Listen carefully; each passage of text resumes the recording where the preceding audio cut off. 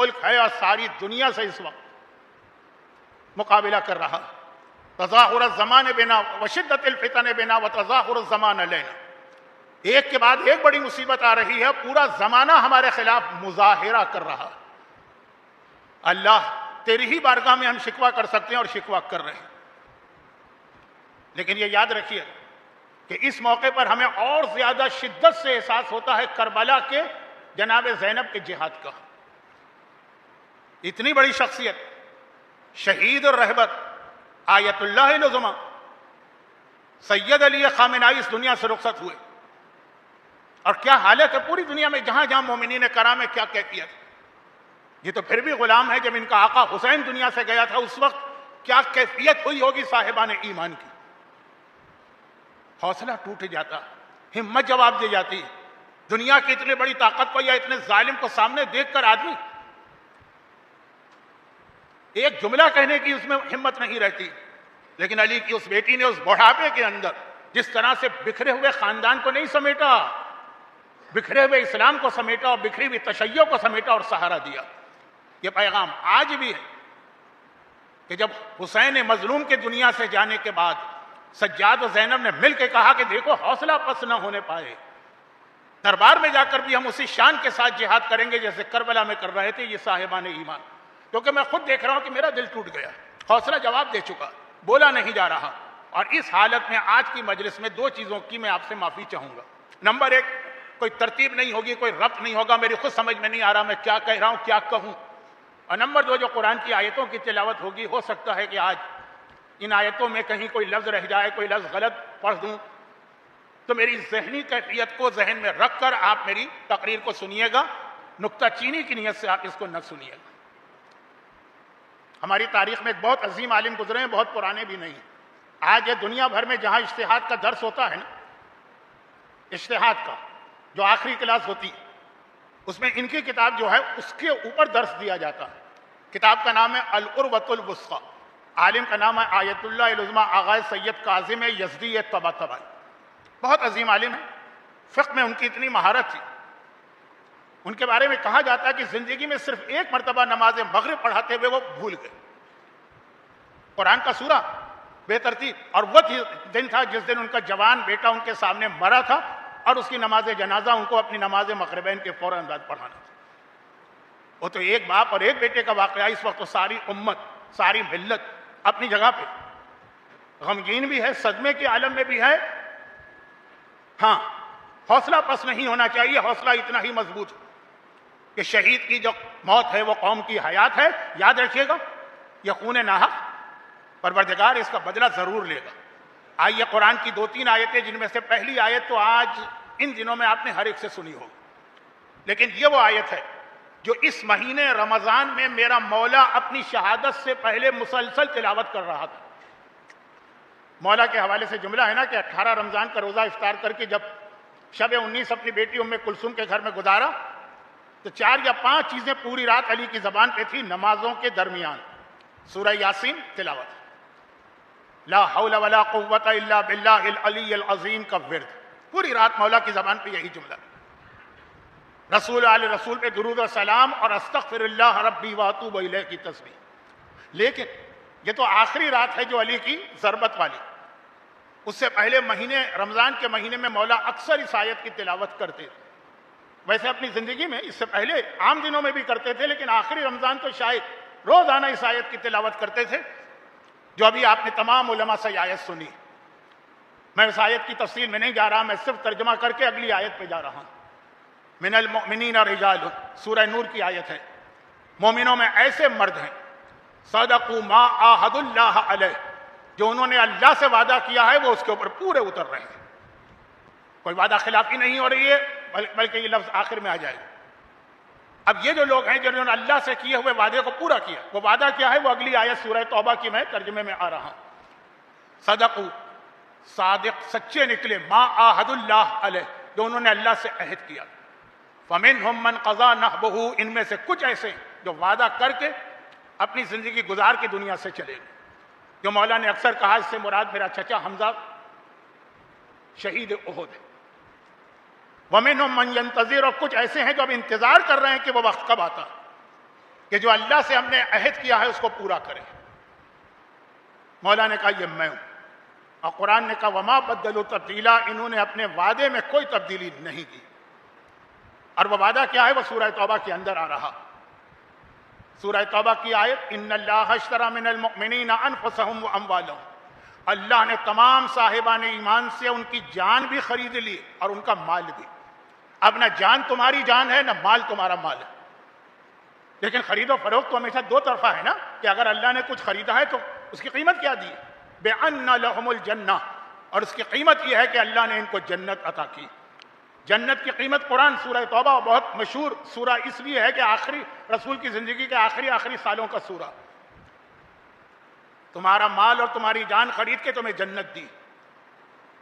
تب کیا مطلب جان و مال خرید کا؟ یقاتلون فی سبیل اللہ، یہ اللہ کے راستے میں قتال کرتے ہیں، فیقتلون ویقتلون، دشمن کا خاتمہ بھی کرتے ہیں اور خود بھی مارے جاتے ہیں، شہید ہو جاتے ہیں۔ وعدن علیہ حقا فی التوراۃ والانجیل والقرآن، یہ اللہ کا وہ وعدہ ہے کہ جو اللہ نے تورات میں بھی کیا ہے، انجیل میں بھی کیا ہے، قرآن میں بھی کیا۔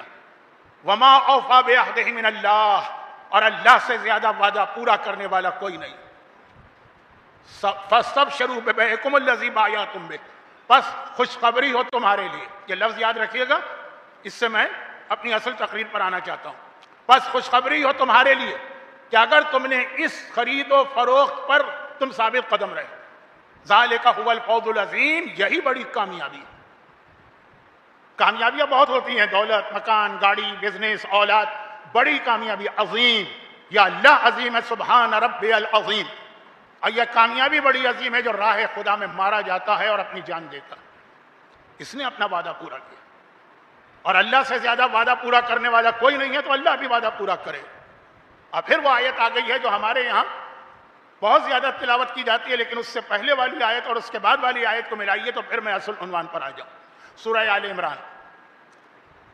جنگ احد میں مسلمانوں کا کتنا شدید نقصان ہوا، پیغمبر کی زندگی میں جتنے جہاد ہوئے سب میں ملا کر اتنے لوگ جو مارے گئے، اس سے زیادہ صرف ایک جنگ احد میں مارے گئے۔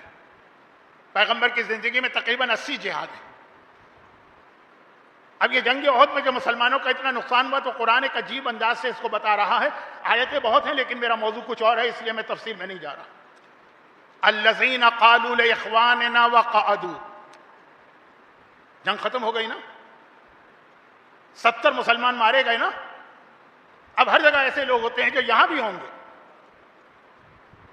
یہ غلطی تھی، حماقت تھی، بغیر سوچے سمجھے میدان میں چلے گئے، دشمن کی طاقت کا اندازہ بھی نہیں کیا، فلاں سے بلا وجہ ٹکرا گئے۔ کیا تمہیں پتہ نہیں تھا کہ اس کے پاس کیا کیا وسائل؟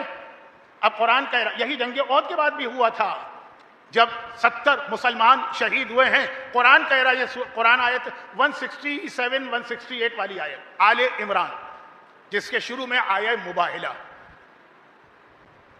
ترجمہ کیا ہے؟ الذین قالوا لاخواننا، دیکھو مدینے کے ان لوگوں کو جو اپنے بھائیوں سے کہہ رہے ہیں، یعنی جو اعتراض کرنے والے ہیں ایک طرح سے منافق ہیں، لیکن قرآن لفظ بھائی استعمال کر رہا ہے، اپنے بھائیوں سے کہہ رہے ہیں وقعدوا، اور کس حالت میں کہہ رہے ہیں کہ خود گھر میں بیٹھے۔ آپ کو کتنے ایسے لوگ ملیں گے جو کہیں گے فلاں آدمی اس نے شہادت قبول نہیں کی، اس نے غلطی کی، ہم ٹھیک رہے، ضرورت کیا تھی اس طرح سے چلتی بس کے آگے اب چھلانگ لگانے کی۔ اب یہ الفاظ قرآن کے ہیں، الذین قالوا لاخواننا وقعدوا، قعدوا مانے بیٹھ جانا، گھر میں بیٹھ جانا۔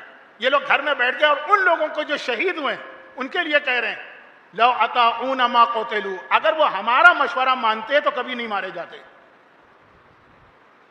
ہماری بات پہ چلتے، ہم جو ان کو پالیسی دے رہے تھے، ہم جو ان کو مشورے دے رہے تھے، اتنی بڑی طاقت کفار مکہ کی 10,000 کا لشکر ہے، تم 700 بھی نہیں ہو،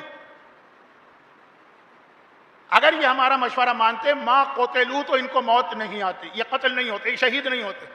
قرآن کہہ رہا قل فادرؤوا عن انفسکم الموت ان کنتم صادقین۔ اچھا یہی بات ہے، تو جب تمہاری موت آئے گی اپنی موت کو ٹال کے دکھانا اگر تم سچے ہو، مرنا تمہیں بھی ہے، مرے وہ بھی ہیں، تم بستر پہ ایڑیاں رگڑ کے مرو گے، وہ راہ خدا میں جہاد کر کے مرے گے۔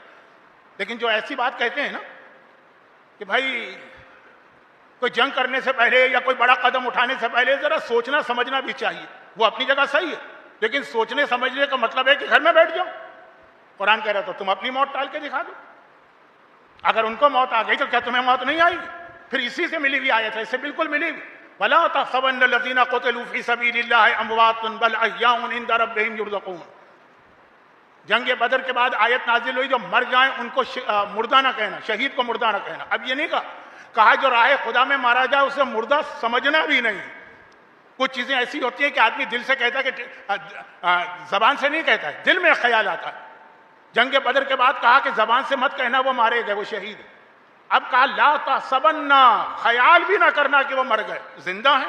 یہ آیت تو بہت سنی آپ نے نا، اس سے پہلے والی آیت بھی سنی. یہ کب قرآن نے کہا؟ جب مشورہ دینے والوں نے مشورہ دیا، ہماری بات مانتے ہیں، ہمارے مشورے میں چلتے، ماں قتلوا تم نہیں مارے گا. پھر قرآن کریم نے کہا کہ یہ زندہ ہے، رزق پا رہے ہیں. وہ لفظ استعمال کیا جس کے لیے میں ایک حدیث رسول اور ایک حدیث امام کو ملا کے چند جملے کہہ رہا ہوں.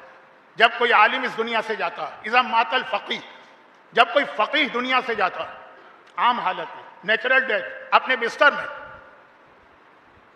اب حدیثوں میں اس کے گھر والے روتے ہیں، صاحبان ایمان روتے ہیں، وہ مسجد روتی ہے جہاں وہ نمازیں پڑھاتا تھا، وہ ممبر روتا ہے جس پہ بیٹھ کے وہ تقریر کرتا تھا، وہ مصلی روتا ہے جس پہ کھڑا ہوتا تھا، وہ قرآن روتا ہے جس کی وہ تلاوت کرتا تھا، وہ مدرسہ روتا ہے جس کے اندر وہ درس دیتا تھا. اور پھر آخر میں وہ حدیث آتی ہے کہ امام زمانہ روتے ہیں. 40 دن تک امام زمانہ صف عزا بچھا کے بیٹھتے ہیں جب ایک فقیہ عام حالات میں اپنی نیچرل ڈیتھ، یہ امام زمانہ کی 40 دن کا ماتم ہے. اور کل کی رات، آنے والی رات بہت بڑی ولادت ہے، شہزادی کونین کے گھر کی پہلی بڑی خوشی. تو ولادت بھی ہمیں منانا ہے، لیکن اس کا خیال کرتے ہوئے کہ اس وقت امام زمانہ صف عزا پہ بیٹھے ہوئے. کبھی آپ فیصلہ نہیں کر پاتے نا کہ خوشی منائے کہ غم منائے. اس کے لیے آقا حسین کی ولادت یاد کیجئے گا. جب ولادت ہوئی تھی خوشی بھی تھی، غم بھی تھا. سارے مصائب پڑھے جا رہے تھے، جبرائیل آ کے پیغمبر کے سامنے سارے مصائب بیان کر رہے تھے. خیر وہ کل کی بات کل کیجئے، آج یہ سب روتے ہیں. اور صحیح معنوں میں دیکھے تو واقعا یہاں تک روایتوں میں ہے کہ وہ زمین روتی ہے جس پہ یہ عالم چلتا تھا، وہ آسمان روتا ہے جس کے نیچے یہ عالم گھومتا تھا. لیکن اتنا بڑا جب ہمارا رہبر دنیا سے گیا، یہ تو عام عالم کی بات تھی اور عام موت کی، شہادت کی. سب لوگ صاحبان ایمان تو ہیں غم میں، لیکن میں نے عام کافروں کو بھی دیکھا، وہ جو بہت متاثر ہے ان کو چھوڑ دیجیے، لیکن واقعاً ایسا صدمہ پہنچا. لیکن اس موت کے اوپر صرف ایک شخصیت ہے جو بہت ہی خوش ہے. وہ خود قرآن بتا رہا، فرحین بما عطا اللہ. یہ وہی شہید کو مردہ مت کہو، اس سے ملی ہوئی آیت. اس سے پہلے والی آیت بھی میں نے پڑھی، تلاوت کی، اور اس کے بعد کی آیت بھی سنی ہے. فرحین بما عطا اللہ، چند لفظ چھوڑ کر، یستبشرون بنعمت من اللہ وفضل. یہ شہید راہ خدا جس کے لیے تم نے کہا کاش یہ ہماری بات مانتا تو نہیں مارا جاتا. قرآن نے کہا کہ وہ زندہ ہے. پھر کیا کہا؟ فرحین، وہ خوشی کے عالم میں ہے، وہ فرحت کے عالم میں ہے، وہ جشن منا رہا ہے. شہید کے بارے میں قرآن کہہ رہا بما عطا اللہ، جو اللہ اس کو عطا کر رہا. یستبشرون بنعمت من اللہ وفضل، اور ان کے لیے اللہ کی نعمتوں پر نعمتیں اور اللہ کا فضل پر فضل ہے. تو ساری دنیا اس وقت سوگ کے عالم میں ہے، زمین و آسمان کو ملا کر، مسجدوں اور مدرسوں اور مصلوں اور قرآن اور ممبر کو ملا کر کوئی خوش ہے تو خوش شہید قائد آیت اللہ خامنہئی. قرآن کہہ رہا ہے فرحین، یہ لوگ خوشی جشن منا رہے ہیں اس دنیا میں جانے کے بعد. لیکن ساتھ میں قرآن نے ایک پیغام اور دیا، اور یہ ہے سورہ ابراہیم کی آیت ہے یا سورہ قمر کی، بہرحال لا تحسبن اللہ غافلا عما یعمل الظالمون. ان کو مشورہ دینے والے ہوں کہ دوسرے لوگ، یہ ظالم ان کو ظلم کرنے دو، لیکن لا تحسبن، پھر وہی بات، زبان سے نہیں دل میں بھی نہ لانا کہ اللہ غافل ہے ظالموں سے. بھائی ظالم ظلم کر رہا ہے، اللہ کیا کر رہا ہے؟ لا تحسبن اللہ غافلا عما یعمل الظالمون. ظالموں کے عمل سے اللہ غافل نہیں ہے. غافل نہیں ہے تو اتنا بڑا ظلم کیا، نتیجہ کیوں نہ نکلا؟ قرآن نے وہی بتایا اسی آیت کے آخر میں، یؤخرہم یوما تشخص فیہ الابصار. یہ ظالموں کا انجام اللہ نے اس دن پہ چھوڑ دیا ہے جس دن خوف کی وجہ سے آنکھیں پتھرا جائیں گی، آنکھیں پھٹ جائیں گی. ابھی مت دیکھو کہ کس نے کیا ظلم کیا، اللہ غافل نہیں ہے. ایک ایک چیز اللہ کے سامنے ہے، لیکن اللہ انتظار کر رہا ہے ان کو ایک وقت دیا. اور یہ بھی تو قرآن نے کہا کہ اصل سزا تو وہ ہے، لیکن اس دنیا کی حد تک بھی قرآن نے ایک بہت اہم پیغام دیا ہے اس سورہ میں جس کے دو نام ہیں. سورہ فجر بھی اسی کو کہتے ہیں، سورہ امام حسین بھی اسی کو کہتے ہیں، جس کی آخری آیت ہے یا ایتھا النفس المطمئنہ ارجعی الی ربک راضیۃ مرضیہ. اس کی شروع کی آیت کیا ہے؟ بسم اللہ الرحمن الرحیم والفجر ولیال عشر والشفع والوتر. قرآن کہہ رہا ہے کہ فجر کی قسم اور 10 راتیں. اس کے بعد ارأیت اللہ، کیا تم نے نہیں دیکھا کہ تمہارے رب نے ما فعل ربک بعاد ارم ذات العماد التي لم يخلق مثلها في البلاد وثمود الذين جابوا الصخر بالواد وفرعون ذي الاوتاد الذين طغوا في البلاد فصب عليهم ربک صوت عذاب ان ربک لبالمرصاد. اسی دنیا کی بات، اصل انجام وہ، لیکن اس دنیا میں بھی الم تر کیف فعل ربک بعاد. 3 قوموں کا قرآن نے تذکرہ کیا ہے. آج دیکھ لیجئے کہ یہ تینوں چیزیں کس میں جمع. کہا تم نے نہیں دیکھا اللہ نے قوم عاد کے ساتھ کیا کیا؟ التی لم یخلق مثلها فی البلاد. قوم عاد وہ تھی جس نے بہت دنیاوی ترقی کی تھی. کہا التی لم یخلق مثلها فی البلاد. ان کا جو شہر تھا نا، آج تک دنیا میں اتنا خوبصورت حسین بہترین کوئی شہر نہیں بنایا گیا. دنیاوی بڑی بڑی عمارتیں، چوڑی چوڑی سڑکیں، صاف ستھرے باغات، عالیشان مکانات. انسان قدم رکھے تو شہر دیکھ کے حیران ہو جائے کہ یہ قوم عاد نے کیا تھا نا، ابھی دیکھو تمہارے رب نے ان کے ساتھ کیا کیا. آج بھی آپ کسی نوجوان سے پوچھیے، پیرس جانا ہے، لندن جانا ہے، ٹوکیو جانا ہے، نیو یارک جانا ہے، کیوں؟ بہترین شہر، بہترین. وَثَمُودَ الَّذِينَ جَابُوا الصَّخْرَ بِالْوَادِ. اور دیکھو تمہارے رب نے سمود کے ساتھ کیا کیا. سمود کون تھے؟ جو ٹیکنالوجی میں بہت آگے تھے. ٹیکنالوجی میں ایک ہوتا ہے دنیاوی اعتبار سے ٹاؤن پلاننگ، بہترین شہر، خوبصورت شہر، وہ ایک الگ چیز. ہو سکتا ہے کہ بہت کمزور سی قوم ہو لیکن اپنے شہر بہت اچھے بنا کے رکھے. دوسری قوم کا ٹیکنالوجی. آج بھی اگر آپ قوم سمود کے علاقے سے گزریں تو یقین نہیں آتا کہ رسول خدا سے بھی کتنا پہلے، حضرت ابراہیم سے بھی پہلے. بھائی آپ نجف کی زیارت کو جاتے ہیں نا، حضرت ہود، حضرت صالح 2 انبیاء کی قبریں ہیں وادی السلام میں، دونوں حضرت نوح سے بھی پہلے.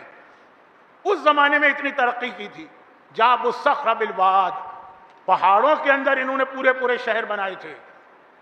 آج بھی جب آپ جائیے سعودی عرب میں تبوک کی طرف، مدینے سے تو مدائن صالح آتا.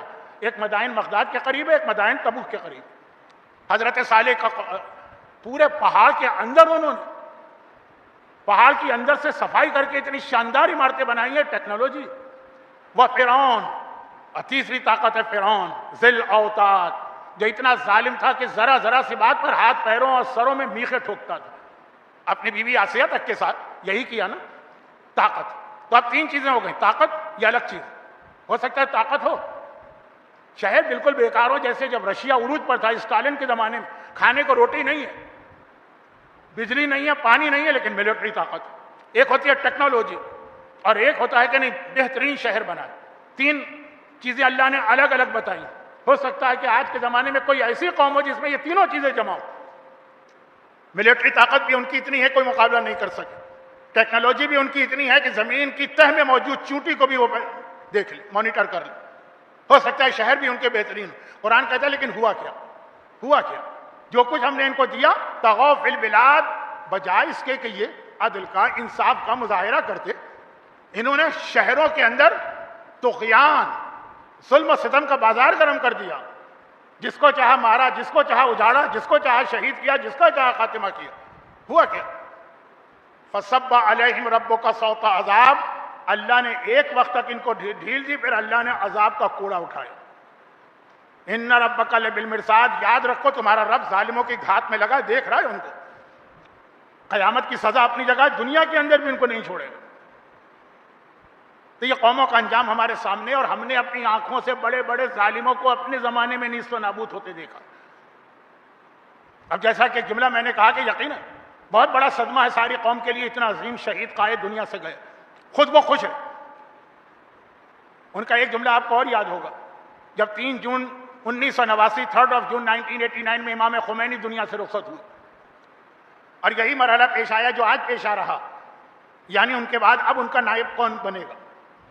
تو اب تو اتنا زیادہ میڈیا میں یہ خبر پھیل چکی ہے کہ آپ کو پتہ کہ اہل قبلہ کی ایک کمیٹی بیٹھتی ہے، شورائے نگہبان ہوتا ہے، پورا ایک سسٹم ہے وہ طے کرتی۔ تو جس وقت اس شہید قائد کا انتخاب ہوا، ان کا جملہ ہے نا بہت مشہور، اور وہ یہ تھا کہ سب نے اتفاق کیا ایک نام پر، صرف میں نے اختلاف کیا۔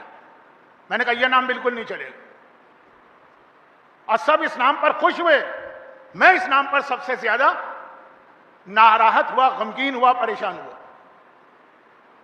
سب کا اتفاق کس پر تھا؟ سید خامنہئی پر۔ صرف ایک شخصیت نے کہا نہیں، آئی ڈس ایگری، میں اتفاق نہیں کرتا ہوں، میں ناخوش ہوں، میں ناراحت ہوں۔ اور وہ کون تھا؟ کہا وہ میں خود تھا۔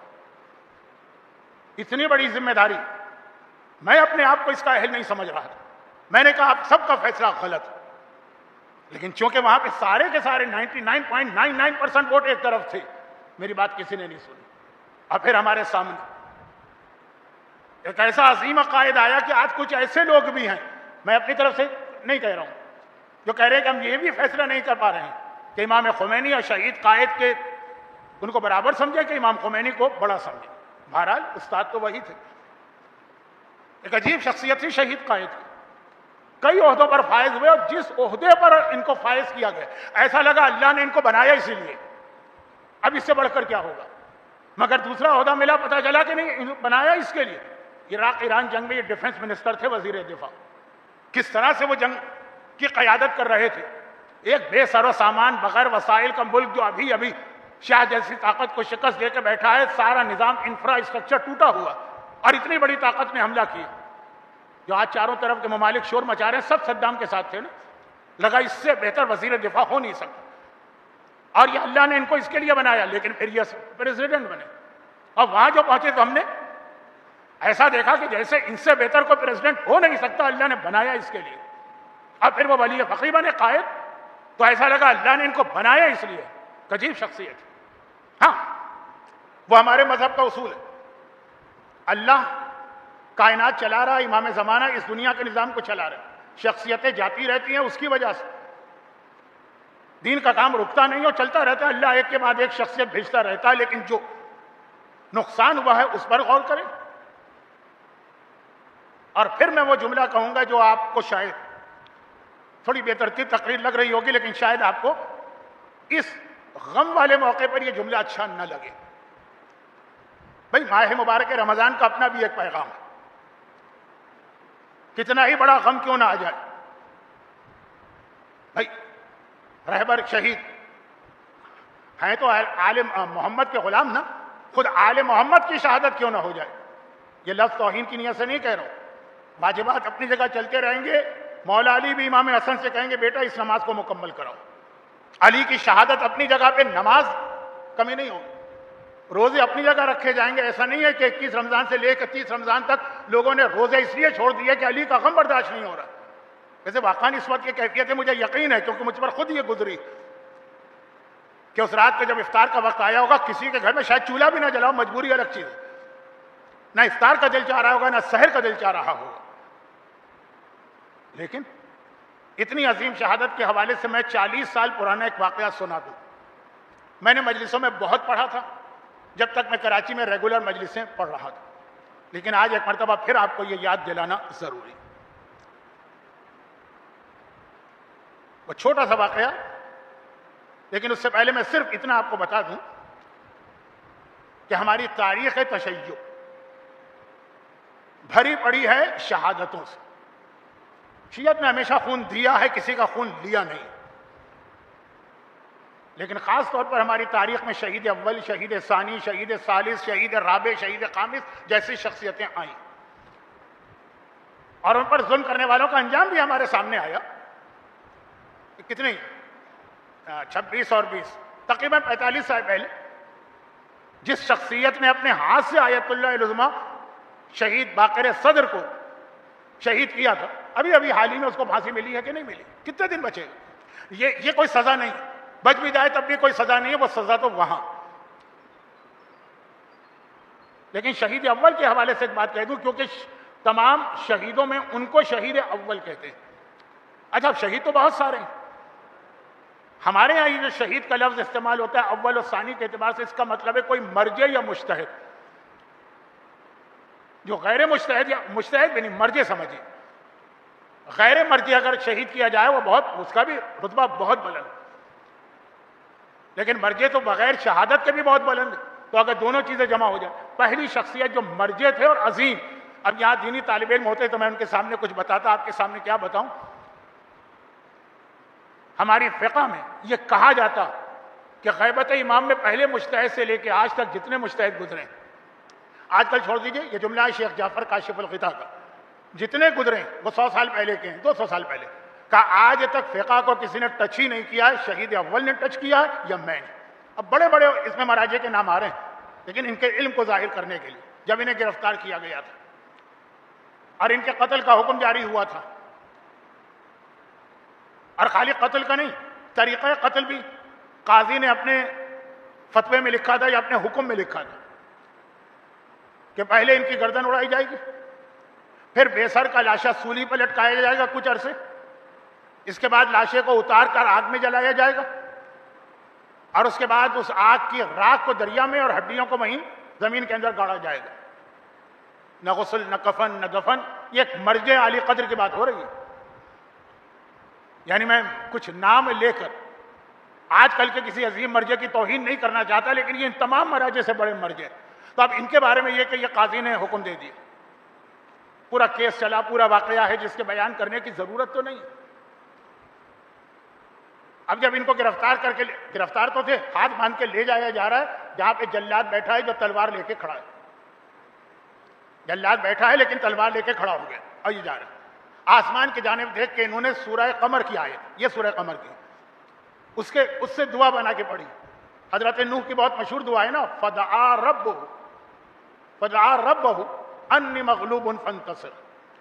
نوح نے اللہ سے دعا مانگی، اے اللہ میں مغلوب ہوں، سب نے مجھ پہ غلبہ پایا، سب نے مجھے دبا لیا ہے، فانتصر میری مدد کو آ. یہ قرآن کی ایک دعا، حضرت نوح کی دعا، بہت اہم دعا. تو اب جب یہ گرفتار ہو کے جا رہے ہیں، آسمان کی جانب دیکھا اور کہا رب انی مغلوب فانتصر، اے خدا اس وقت میں بھی مغلوب ہوں، دشمنوں نے گرفتار کر لیا ہے، موت کا حکم آ گیا ہے، جلاد سامنے کھڑا، میری مدد کر. آسمان سے ایک پرچہ ان کے سامنے آ کے گرا اور اس پہ صرف ایک جملہ لکھا تھا. یہی پیغام ہمارے اور آپ کے لیے آسمان سے آج بھی نازل ہو رہا. کیا تھا؟ انہوں نے کہا رب انی مغلوب فانتصر. جواب آیا ان کنت عبدی فاصطبر، اور اگر تو میرا بندہ ہے تو صبر سے کام لے، تجھے صبر کرنا. مومن کی اہم ترین خاصیت ہے صبر، مگر زینب کبریٰ والا صبر، کہ صبر بھی اور جہاد بھی جاری، حوصلہ پس نہ ہو.